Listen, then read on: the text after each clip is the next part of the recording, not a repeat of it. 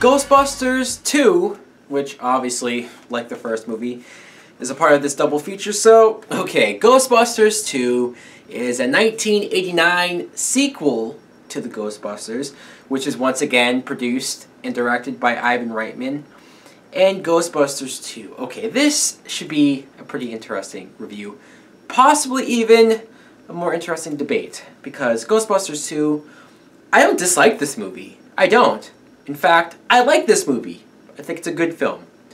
But I don't think it's as good as the original. And I know with my friends, we've had countless heated debates about this.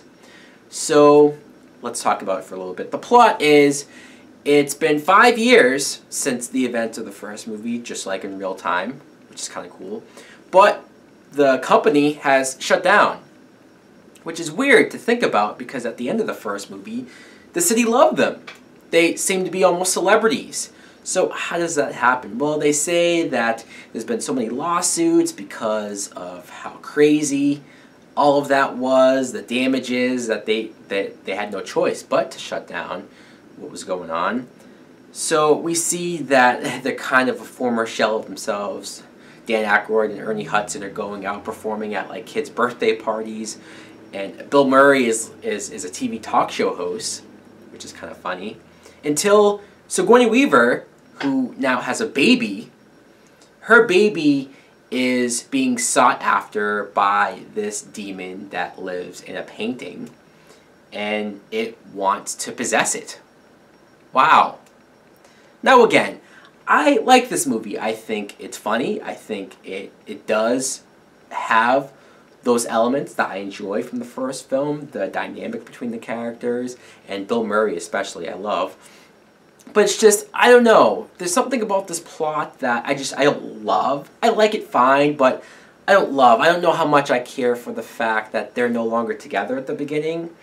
I would have liked to have seen them together at the beginning, just going on, going on more adventures.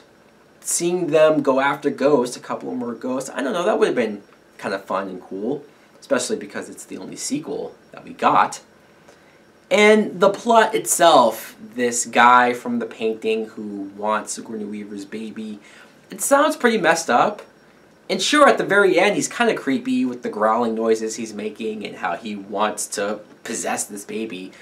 It's kind of creepy, but for some reason, the first movie, when Sigourney Weaver gets possessed and even Rick Moranis gets possessed and the stuff that they're doing on the rooftop of that building, that freaked me out more than anything. I don't also love the idea of Bill Murray and Sigourney Weaver didn't end up together, that they dated and then broke up.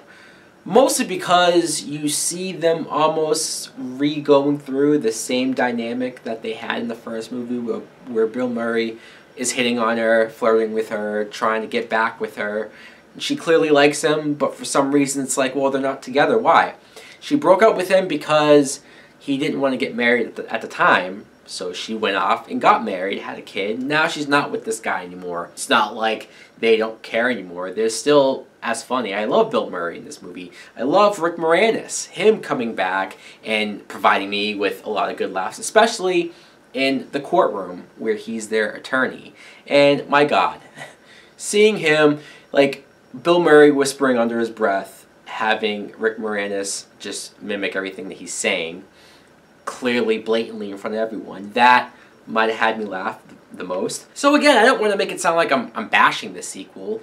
It's hard for sequels, especially comedy sequels, to measure up and be as good as the first film. It's one of those things where if I had the choice, though, to watch the first one or the second one, I'm going to watch the first one. I don't think I ever really put in the second one unless I feel like marathoning both movies together. Like at the time, Siskel and Ebert, for example, gave this movie 2 thumbs down. And they said at the theater that they saw this that it only got 1 laugh. And I find that hard to believe. That's some pretty harsh criticisms. As far as the music goes, obviously you have the original classic theme, but there is a remixed version of it in this movie. There's one scene where they play like a remixed version, and I don't like that version at all. It makes me go, we really need the original back. Luckily, it is in the end credits, but still. But I do love the Bobby Brown song, On Our Own. It's one of those songs that, I mean, Bobby Brown in general made some great music back in the 80s, but that song I just love. So I'm sorry if it sounded like I was down on this movie, because I really don't dislike it. I like this movie. Let me know in the comments below, what do you think? Am I right? Is the second movie just okay, not as good as the original, or do you like it just as much, if not more? Anyways, thanks for watching. Like, comment, subscribe. Later!